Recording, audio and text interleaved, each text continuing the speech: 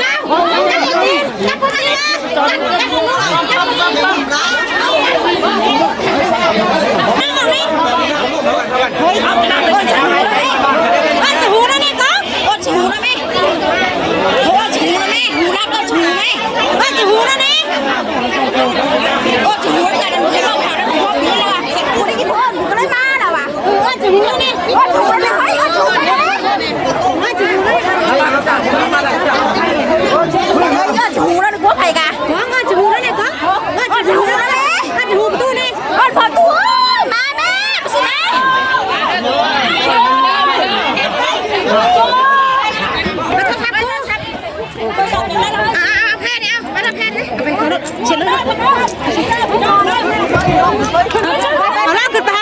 มีผู้ไปมอแล้วไปน้ำรถไปน้ำรถไปนั่งไปห้ามแล้วเอาแล้วซิกไปนั่งเฮ้ยซิกขึ้นแม่ซิกมันไหมแล้วหายใจอยู่ไปเอาลูกใส่ผู้ชายให้ขึ้นกับน้ำน้าแม่น่ะใส่ผู้ชายคือบุคคลน้ำน้าจะคนน่ะ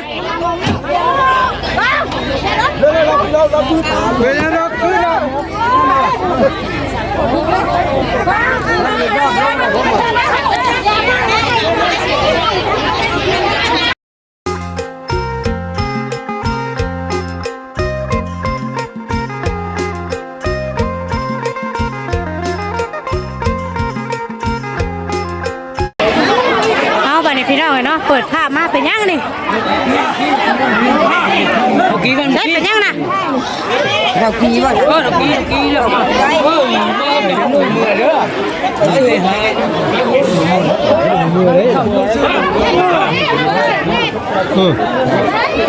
ถ่ายนี่เป็นยังแล้วเป็นยังแล้วเรางาบมาเลยค่ะเราแค่เข่าจ้างเราบอกฮะที่เข่าหน้าเลยเนี่ยพักกระดังคืนไปโอ้เราไม่เมาหรอกเราไม่ได้แกเสือแล้วหนูเพื่อนไม่ล่ำฉปากแล้วหนูเพื่อนเจอบังแล้ว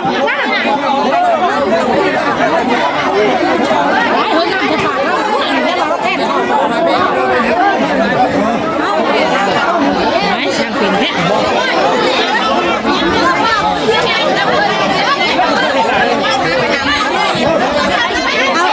ถ้าเราไปหาหมอไปยังนะ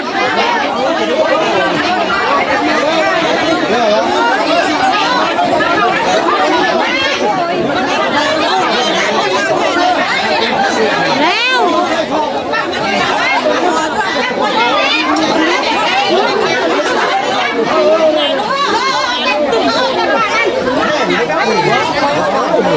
เข่าแล้วออกปากไม่กินอ่ะน้องแม่เข่าจริงหรือเปล่าว่าพจิกาเนาะเฮ้ยเราสั่งการแค่นี้ตีแล้วจับคนนี้นะ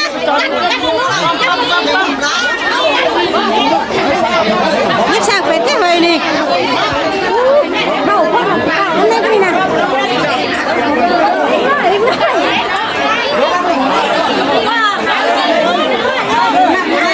อย่าลมอย่าเดินตรงนี้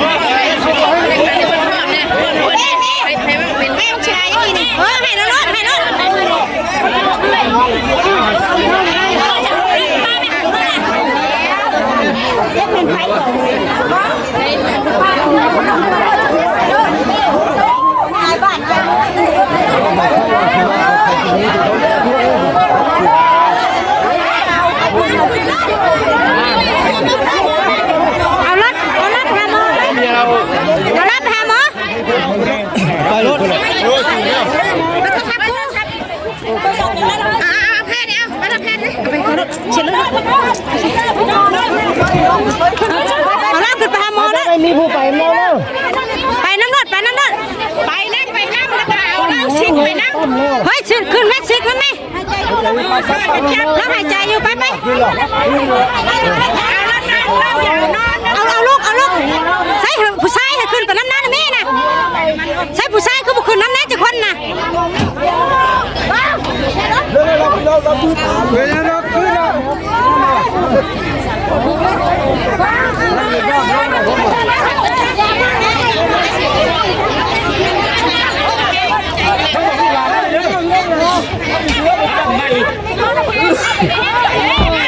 ไม่นี่ เฮ้ยอย่าเพิ่งจะขึ้นเมื่อไรอยู่วะให้ผู้ชายไปนั่งบ่ให้นั่งทั้งหลังนะบอกคนอยู่ทั้งหลังเนาะ นั่งตั้มด้วยนะ บ่ตอนบ่แล้วนั่งกินข้าวอีสมบ่ ข่าวแล้วเราตึงเรื่องอะไร มานึ่งอะไรตกหัวเมื่อขึ้นไปเสียรุ่นได้ดิค่ะไปปั๊มหัวใจต้องส่งเค้ก เอาผู้นำแล้วกึกไปเอาบัดเอาให้ตัวบัดให้ตัวก็อยู่เนาะ ที่ประจอนแล้วมัน อ๋อย่านตอนถ้าปั๊มหัวใจแล้วเนาะแล้วปั๊มหัวใจแล้วมันเราคืนขึ้นมาอีกบัดนี้นะต้องใจเพิ่นโอ้ข่อยก็เดียวเล่นอย่างช่างถึงให้เรากินข้าวอยู่ป่ะ กินข้าวอยู่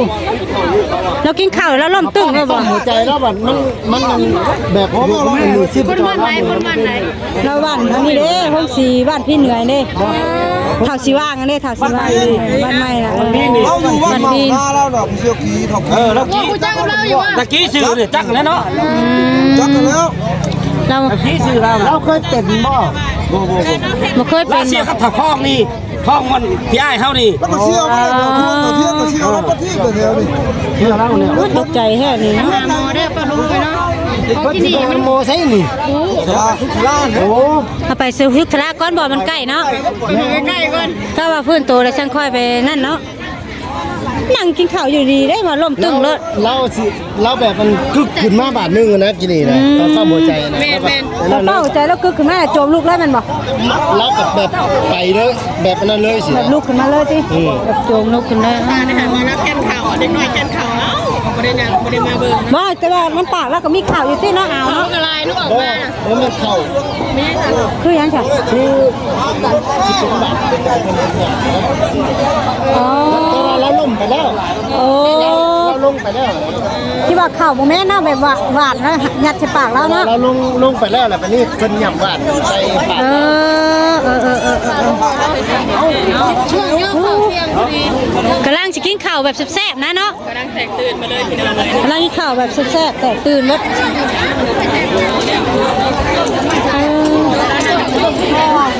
บ่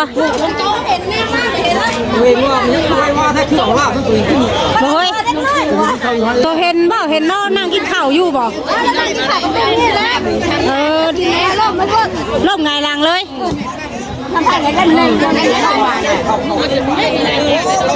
กินมาเล็กน้อยลูก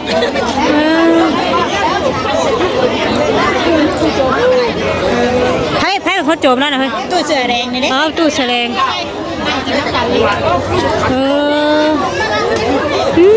ตกใจได้ทุกคนเลยแม่คนกำลังนั่งกินข้าวในโต๊ะในเต็นท์เนาะคนกำลังนั่งกินข้าวในโต๊ะในเต็นท์ว่ามีทั้งประตูคนหนึ่งเนาะคุณแม่เพิ่นก็เป็นคนบ้านอื่นทุกคนเลยเราเป็นคนบ้านอื่นเนี่ยเรามามู่บุญเนี่ยเรากินข้าวเนาะเรากินข้าวแล้ววันนี้อยู่รถล่มตึ้งลงว่าสัตว์ทุกคนเลยบ่ฮู้ว่าสาเหตุเป็นเพราะหยังเนาะ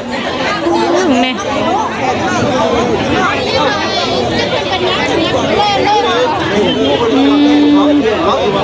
ผมไม่ได้ข่าวผมไม่ได้รถอยู่ในน้ำคือว่ามือว่าโรดเขาว่า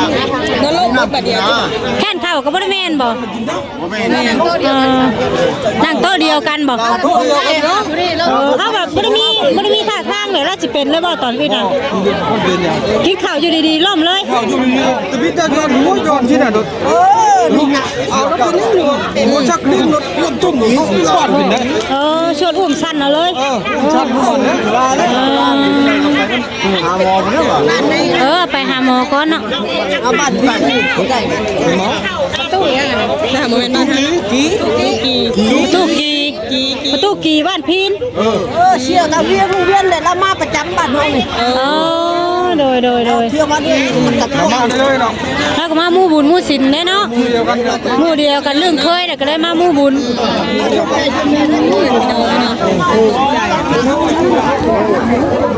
อุ้ยตกใจเด้เขาก็กำลังมาย่อเขาว่ายังเคยพันแลนเบิ่งยังว่ามาเบิ่ง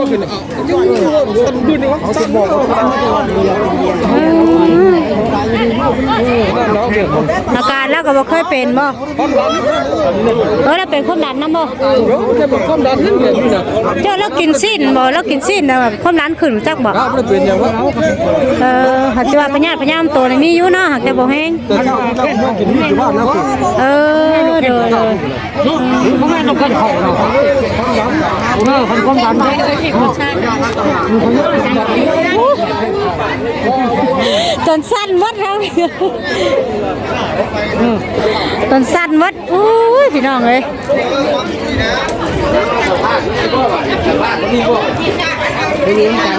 เอาเราเป็นคนส่วนนี่ คนนั่งน้ำกัน เรา ไปแล้วก็ได้แล้ว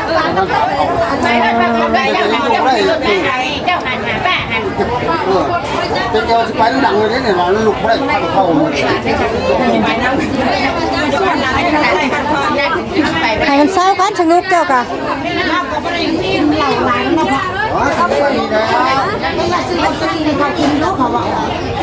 ก็มาคุยกันเนี่ยเราบอกกัน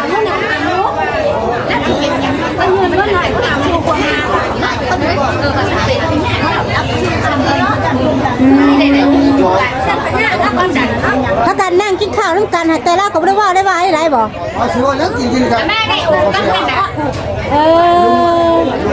ปเมื่อไปถึงเมื่อไหร่ เอาหลอกมาเอา เรากินได้กินกินได้เรา แล้วเรากินอิ่มแล้ววะติ จะเล่นไม่ใช่ป่ะเว้ย คนก็แตกตื่นมาบัดเลยบาดนี้เนาะคนกำลังกินข้าวทุกคนเลยกำลังกินข้าวกับลาบซีนตำบักหุ่งอย่างแซ่บๆเลยว่ะทุกคนเลยเกิดเหตุทางพ่อตู้เพิ่นจักพ่อตู้ยังบ่จักซื้อลาพี่น้องเราก็เป็นคนบ้านอื่นพ่อตู้กีบ่อ๋อทางพ่อตู้กีเพิ่นช็อกขึ้นมาแบบกระทันหันทุกคนเลยเนาะทำให้หลายคู่หลายคนแตกตื่นอู้ยตกมกตกใจเบิดทุกคนเอ้ยเฮาก็ได้เนาะบ่ตอนนั้นตอนว่าเพิ่นโจมเพิ่นย่อน่ะเดืองแน่เนาะเดืองแบบนี้น่ะปั๊มหัวใจเด้ปั๊มหัวใจแล้วกึกขึ้นมาบาดนึง มาเลยพอแล้วทำมือตาย่อมรอด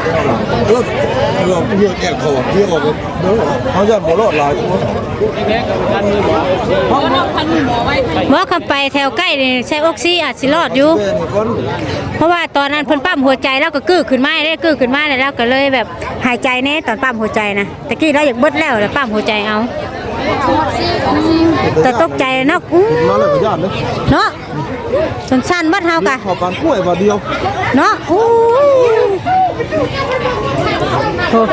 กำลังเฮ็ดบุญแจกข้าวอยู่บ้านโคกใหญ่เด้อพี่น้องเด้อเนาะบุญแจกก็เลยมีแขกคนมาญาติพี่น้องน้องมาหมู่บุญหมู่ทานเนาะกำลังกินข้าวเที่ยงว่าซั่นทุกคนเลยกำลังข้าวเที่ยงแบบแซ่บๆนะทุกคนเนาะเกิดเหตุบ่คาดคิดกับทางประตูบ้านพีนเนาะเพิ่นก็มาหมู่บุญแบบพระศกหรือว่าอะไรใดๆพี่น้องเห็นป้าหลายคู่หลายคนสั่นปั๊มหัวใจเอาแม่ง่ายทุกคนเลยตอนนี้แขกคนก็เริ่มเมื่อวันแล้วบัดนี้เนาะทุกคนเนาะเพราะว่าหลายคู่หลายคนเห็นแล้วก็ตกใจว่าซั่น เนาะตกใจป่ะนะ ตกใจเลยพี่น้องเลยเนาะลูกสั้นอยู่เลยนี่นะหัวใจหากระฟื้นขึ้นมาหน่อยนึงนะพี่น้องเลยเนาะก็ถือว่าเกิดแบบนี้แหละก็พี่น้องตอนนี้เพิ่นก็เอาไปโรงพยาบาลแล้วเนาะเอาไปโรงพยาบาลแถวใกล้เนี่ยพี่น้องเลยโอ้เนาะหลายคู่หลายคนก็แตกตื่นทางเพื่อนครัวเขากับคนหลังคนเมื่อเบิดเพราะว่าโหลดเกี่ยวโหลดส่วนเอานะแบบถ้าโหลดส่วนมันโหลดแข้งแล้วก็พลิกบัดแล้วก็เจ็บหัวเข่าบัดนี่ประตูอันส่วนหันกะพี่น้องตัวโอ้ยเนาะโอเคพ่อแม่พี่น้องสิประมาณนี้ก่อนเด้อบัดนี้ทุกคนเด้อเนาะไว้พอคลิปหน้าพ่อแม่พี่น้องเลยโอ้ ทั้งขู่คนก็เห็นเรื่องมันเกิดนี่ก็แตกตื่นปบไปเบิดทุกคนเนาะปบเมื่อเบิดแล้วกับผู้เป็นก็ไปโรงพยาบาลแล้วว่าซั่นเนาะทุกคนเนาะไปโรงพยาบาลแล้วตอนนี้ก็บ่ฮู้ว่าสิเป็นจังไดเนาะเราก็มีแต่ว่าเป็นกำลังใจให้เราแหละทุกคนเลยเนาะบ่ฮู้ว่าเราสิเป็นจังไดเพราะว่าตอนเนี้ยที่เราล่มมากับหลายคู่หลายคนซอยเราก็บ่จักบีบบ่จักคั่นเนาะแล้วก็ปั๊มหัวใจน้ำแน่ทุกคนเลยเนาะเด้อนี่ก็คนก็กำลังกินข้าวแบบแซ่บเห็นเรื่องมันเกิดสิก็โอ้ยพี่น้องเอ้ยก็กินข้าวบ่ลงเนาะคิดรู้โตนเล่าสักทุกคนแล้วก็มีอายุแล้วล่ะเนาะเราก็มีอายุแล้วเราก็มาแบบมาโมบุญเนาะทุกคนเลยนะอันนี้ก็บ่ฮู้ว่าจะเป็นจังใดเนาะทุกคนเลยมีแต่ว่าเรารุ่นเราชมเนาะว่าเราจะเป็นจังไรเพราะว่าตอนที่เอาไปโรงหมอกับเรายังบ่ทันได้ฮู้สึกโตเข้าบันไดหรอกทุกคนเลยเนาะโอเคพี่น้องสามีกันเด้อทุกคนเนาะเป็นกำลังใจให้เด้อเนาะสำหรับคลิปนี้ก็จะได้ไปก่อนพี่น้องเลยขอบคุณขอบมกขอบใจเด้อที่เข้ามาเบิ่งมาชมเนาะสำหรับคลิปนี้ไปแล้วพี่น้องสบายดีเบิดทุกคนเด้อ